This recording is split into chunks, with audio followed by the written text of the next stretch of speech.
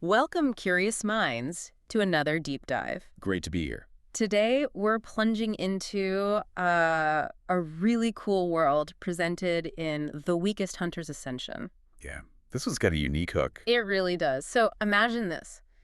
You've got a world where, like, every single day, these rifts just tear open. Not just anywhere, but to another dimension. Exactly. And out comes, well, just monsters, death, chaos, the usual dimensional rift stuff. Pretty terrifying daily reality.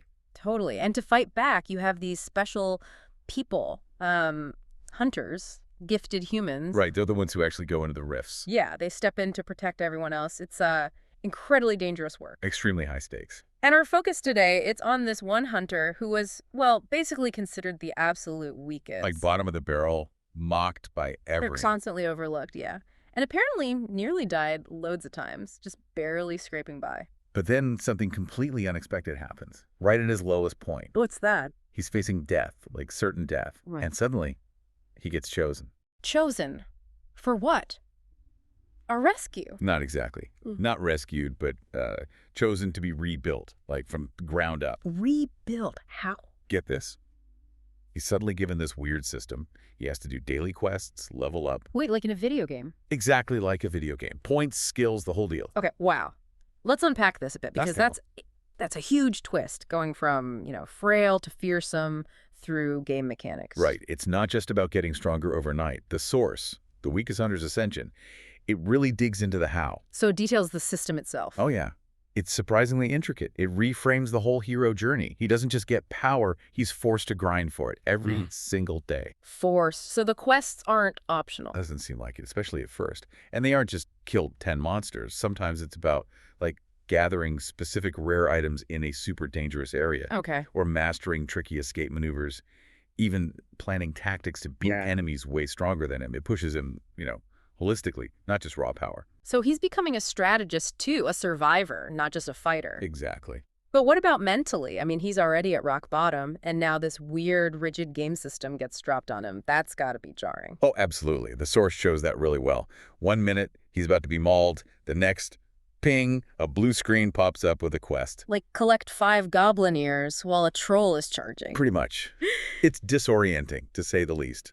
His mindset has to shift instantly from, I'm going to die, to, okay, how do I game this system to not die? Desperate pragmatism. He has to figure out the rules of this bizarre new reality. Yeah, exploit the quests, optimize everything, just to get that tiny edge he needs to survive another day. It's this relentless grind imposed on him. Makes you wonder about transformation, doesn't it? Is it inner will or just following the system's rules? That's a great question. And how does it change things with the other hunters, the ones who used to laugh at him? Right. Do they notice? Well, at first, it's subtle. He's still the weak guy, but maybe he survived something he shouldn't have.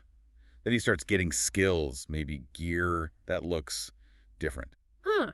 Things only available through the system. Seems like it. Yeah. And suddenly, his survival rate is weirdly high. Yeah. He's pulling off stuff he has no business doing. So the mockery stops? It shifts to confusion, maybe grudging respect, and for some, probably fear or even awe as he starts taking on threats meant for the top-tier hunters. Wow. From prey to predator, just climbing that ladder, it's an incredible transformation arc. Definitely. Pure grit meets, well, whatever this system is. Which brings us back to that core mystery, right? The source itself asks, what is this system? Yeah. And who or what is actually running it? Is there someone pulling the strings? This idea of cosmic puppetry, as you put it, over this intense survival story, it's fascinating. It is. The system feels so impersonal, yet it controls his whole life. And the source keeps that ambiguity, which is part of the appeal, I think. It means he's not just fighting monsters, he's fighting within a reality he doesn't understand. Exactly.